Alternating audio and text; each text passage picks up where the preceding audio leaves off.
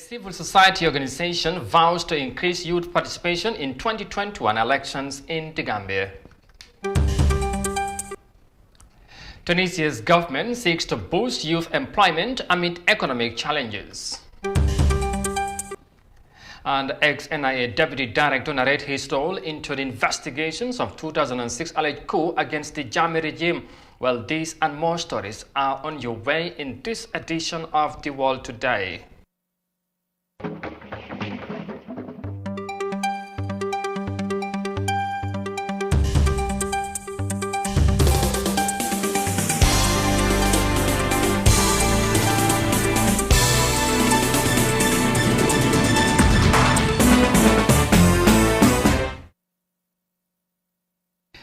Hello there, you are watching the World Today News Bulletin on Arafika TV. I am Amadou Kente. Many thanks for joining us, and now the news in detail. And we begin with matters of elections in the Gambia, because the Gambia Open Society Forum has on Thursday launched the Gambia's first Get Out the Vote campaign 2021 ahead of the December 4th presidential elections in the West African nation. The aim of the campaign, according to the organization, is to motivate young voters to overcome barriers to make their voices heard in their country's upcoming elections. Details of that in this report by Fatmata Kasim. Ahead of the much-anticipated December 2021 elections, Open Society Forum The Gambia, a civil society organization, has launched the first ever Get Out the Vote campaign to assist eligible voters to be registered with the IEC and also inspired young and first-time voters to participate in elections and as well as motivate citizens to vote. Last month, the Independent Electoral Commission announced the postponement of the voter registration campaign due to logistic challenges, according to statement from the Electoral House. Speaking at the luncheon, the Independent Electoral Commission Chairman Ali Momadou Njai applauded the initiative taken by the Gambia Open Society Forum. The IEC boss said they are working with stakeholders to finalize the process of commencing the voter registration. Regarding to the postponement of the voter registration that we had planned to do last month, because of legal problems, we are working very, very hard with the even Parliament to make sure that this process is undertaken by us as soon as possible. And when we decide, or when we know what is going to take place, we will ensure that everybody is informed on time. Mr. Njai renewed the IEC commitment to provide the opportunity to diaspora Gambians to and to be voted for. Yusuf Taylor alias Flex, a member of the Open Society Forum organization, said they want to help every single eligible Gambian to participate in the December 4, 2021 presidential election. He calls for participation of citizens, stakeholders, and the Gambian government in their quest to have everyone involved. We're trying to say the more Gambians we can assist to get their official documents in accordance with the law, the more of them we can register, so that they can successfully vote and get their voters card. This is why we are launching this campaign, and we are calling for all hands on deck. All the artists that are here, we really appreciate you being present and answering this call to national duty. We need more support from all the civil society advocates, all the political actors. We really need you all to come to be on how to get all hands on deck so that we can assist the first-time voters to get their voters card. The Gambia Open Society Forum engaged youth organizations and stakeholders in a structured and systematic way to increase civic and voter engagement that will target voters mostly, not persuaded by petition campaigns. The civil society organization also want to use strategies such as communication initiative, advocacy, community engagement, and increase the impact and effectiveness of each citizen's voice, especially the youths. For iAfrica News, I am Fatoumata Kasim. A civil society organization there wants to increase the youth participation in elections in 2021 in the Gambia. And from the report next to Uganda, because the delay in acquiring COVID-19 test results disturbed business at border crossing points in the East African region. Business owners in Uganda expressed their frustration over the situation as countries impose strict measures to control the movement of people. Experts warn that the Ugandan government could fall short of its revenue target in 2021, but the country's trade minister remains positive about the situation. Here are more details of that in this report. Seguyabu Kenya exports eggs to Kenya. He says since the outbreak of COVID-19 in March last year, he has lost about $40,000 in profit. After testing for COVID-19, I have to wait for the results. Sometimes they can hold you for 14 days in quarantine. So such delays affect our business because we deal in perishable goods. Seguya says the measures imposed by countries to control the spread of coronavirus are affecting business activity. And thousands of traders like him are struggling to stay afloat. It's a total loss. We are cheated at the border. A transporter will tell you they've tested him at a higher fee. You have to pay it in Tanzanian currency on top of paying clearance fee. We have incurred a lot of losses during this COVID-19 period. Regional governments instituted various measures such as curfews, mandatory testing at every entrance exit, and self-isolation in case of a positive test. Before the outbreak of COVID-19, this place was busy with all kinds of activity, but now business has slowed down because of the pandemic. The country's Export Promotion Board is now worried that government could fail to hit this year's revenue targets.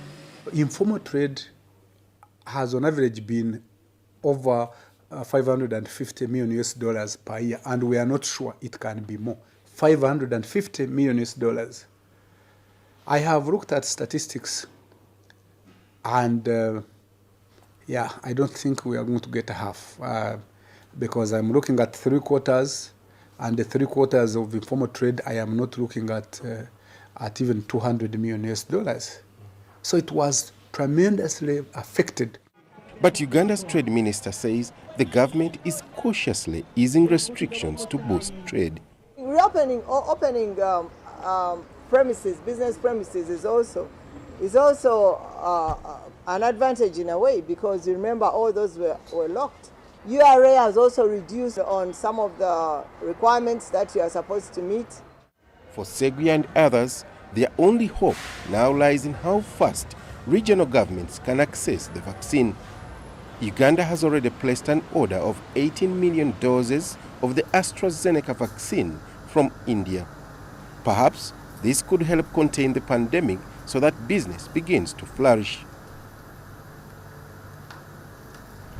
From the report there in Kampala, Uganda, we come back home and report on matters of the ongoing public hearing of the TRC. Because Mamadou Hydra, a former Deputy Director of National Intelligence Agency, on Thursday testified before the Truth Commission as an adversely mentioned person in the investigation of the 2006 alleged fuel coup led by Ndur Cham. Hydra explained the fundamental objective of the NIA and how the institution failed on its obligations. Desise tells us more of that in this report. The NIA was known for its notorious and feared Secret Service police unit answering directly to ex-President Yahya Jammeh. With its operations emerged many stories of torture, harassment, intimidation, and forced disappearances and killings of citizens. The agency's victims during Jammeh's regime were mainly human rights activists, opposition politicians, and journalists. On Thursday, Mamadou Haidara, a former deputy director at the NIA, now Director General of Jah Oil Company, told the Third Commission of his role in the investigations of the 2006 alleged coup led by Colonel Ndur Cham. He acknowledged knowing of tortures meted on journalists, including Madi Cisse at the NIA. Haidara said the operations of the NIA when it was established was later deliberately changed to focus on spying on politicians and conduct of unlawful activities. It came into being, but it brings NIA not a law. Along the line, sometimes, somewhere, I think the whole objective became misconstrued. And wo bunata falinne inata kenyado nyama. Misconstrued or deliberately obscured, deliberately changed. I will take into something. Deliberate, misconstrued, because some of the officers even working in the unit, you ask them honestly today, aside, what is the objective of the unit? They will not be able to explain exactly what is the activity or what is the objective. Ate ayafu nyonyandi nyama katu bundale meya lon ko brinko na ta hanfo ameta ko lu falindale de hani men fangu do ko la je karabula fanyin tembe medo nyininka e atella do ko bundani Allah dinkira Allah no tan kauna la do ko moneti ite kuma koy fono le yeje. So later on, what I see is the unit is basically more focused on politicians, spying on politicians, spying on political parties, and even gathering data on politicians. Mr. Haidara also told the commission that the NIA was involved in carrying out bad practices, saying the institution was out to please only one individual. The agency was said to be involved in drug and immigration cases, which were primarily the functions of the National Drug Law Enforcement Agency and the Immigration Department. However, Haidara refuted such claims during his time at the NIA. As an institution, do you know whether they have ever indulged in, aided or abetted the dealing in drugs? So, ila londoro aseniate malawanko inananda bulata broko julaya to ba waranto kamo kanandi broko julaya ko to ba wala kama ko ro di mola. Council, I'm on the oath. During my time, it didn't happen. The only drug case that becomes a matter of concern that found me there was one. In 2006, Haidara served as an acting Director General of the National Intelligence Agency before he was fired and reinstated into the agency in 2008. He played a leading role in the investigations of the March 2006 Nurcham failed coup. For iAfrica News, I am Daisy. Witnesses continue to appear before the Truth Commission, and we will bring you more details of Haidara's testimony in our subsequent news editions. Next to North Africa and in Tunisia, to be precise, because the Tunisian authorities have pledged to improve the country's business climate and create more job opportunities amid the continuous public outcry about the enormous economic challenges in the country. The country's Prime Minister told parliamentarians that the new government is committed to create an enabling environment to improve business.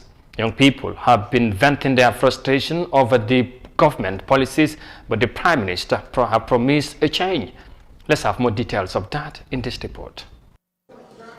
During a plenary session in Parliament, Prime Minister Hichem Meshishi said that improving the business climate and supporting entrepreneurship are among the top priorities of the new government. In the first half of 2021, the new government will seek to review authorizations and address obstacles which businesses encounter.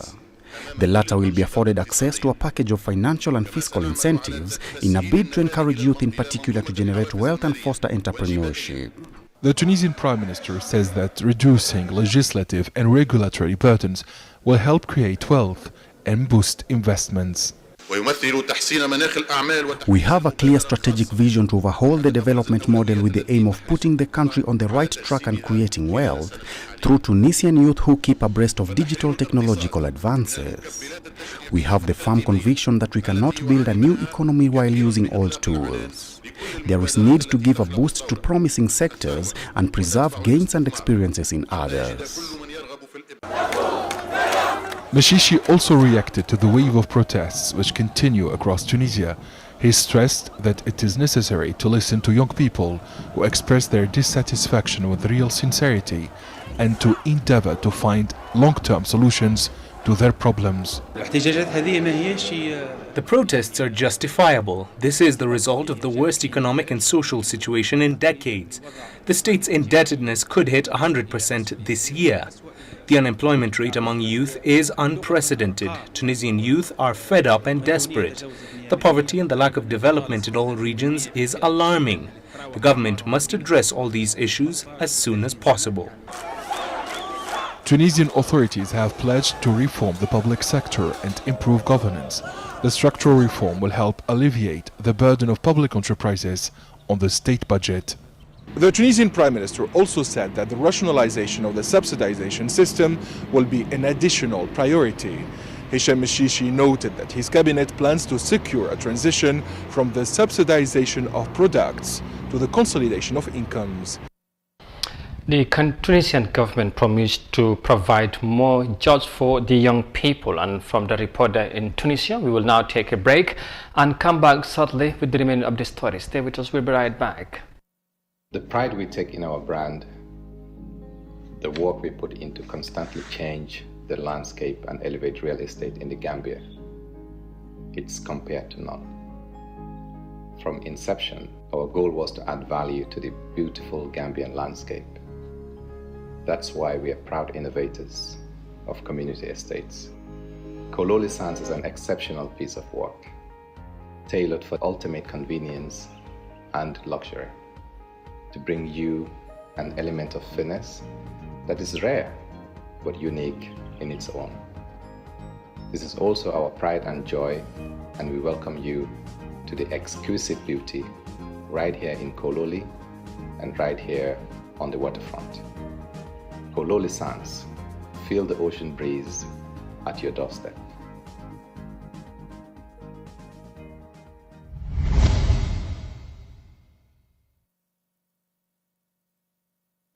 Welcome back, and you're watching the World Today News Bulletin on Africa TV. And now to the rest of the stories, and we head back to the TRC. The former director of internal security at the intelligence agency told the Truth Commission on Wednesday that police perform inadequately in carrying out their duties as they accept obtaining confessions from 2006 co-suspects without raising concerns. He said they were afraid of the authority behind the junglers who were torturing suspects for illegal confessions. Omar Ahmad Toure has more details of that in this report. Dembaso told the Truth Commission on Wednesday that police as statement takers knew confessions were illegally obtained from suspects, but did nothing about it due to circumstances. But do you first agree that you have failed? I agree that there was a responsibility that I have that I could have brought, but I didn't do it, which was as a result of the circumstances. And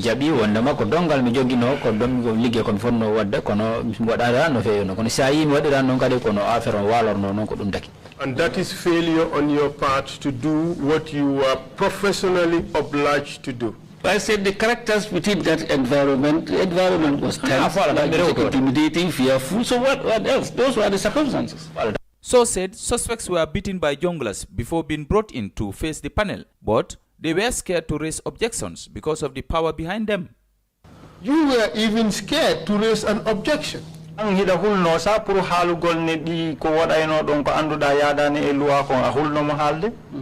just scared of men in uniform, or were you scared of the authority behind them?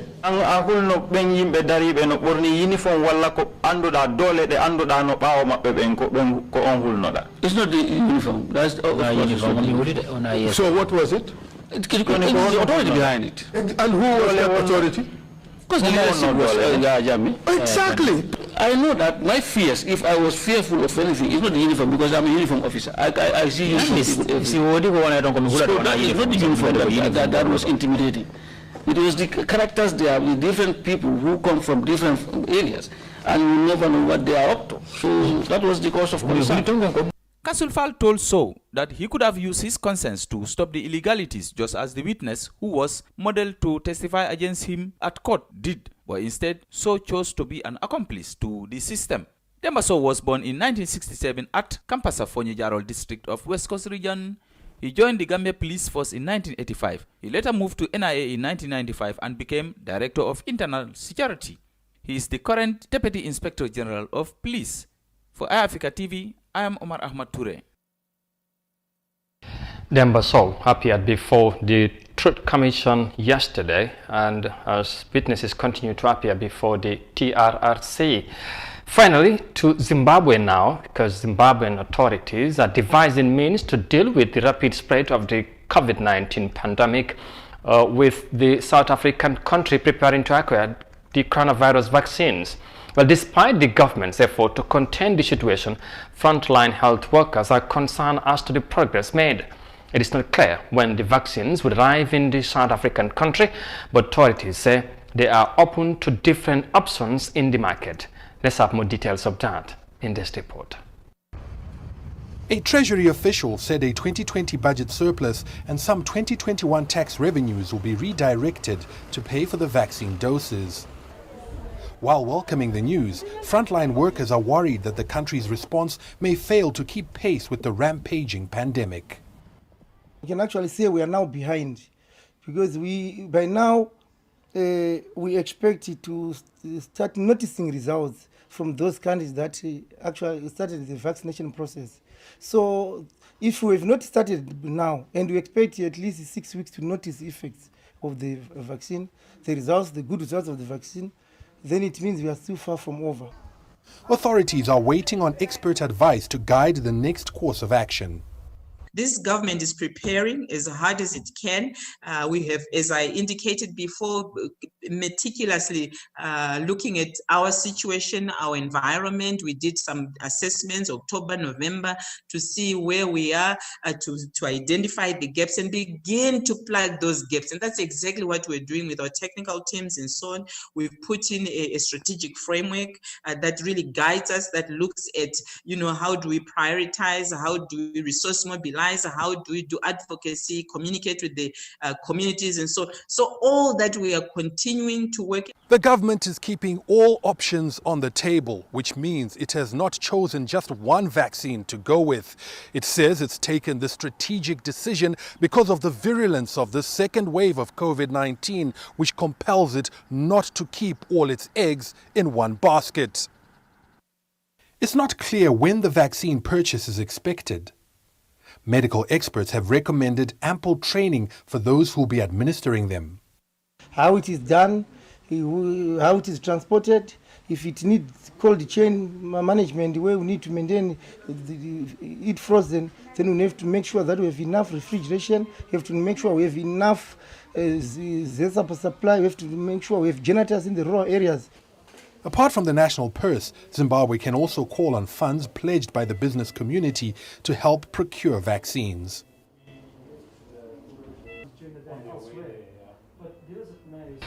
Zimbabwean authorities working on modalities to acquire COVID-19 vaccines, and from the report in Harare, Zimbabwe, we finally bring this news bulletin to an end. But for more details on this and other stories, as always, you can visit on our website, onafrica.tv. But for now, though, many thanks for the privilege of your company. Thanks for watching, stay safe, and bye for now.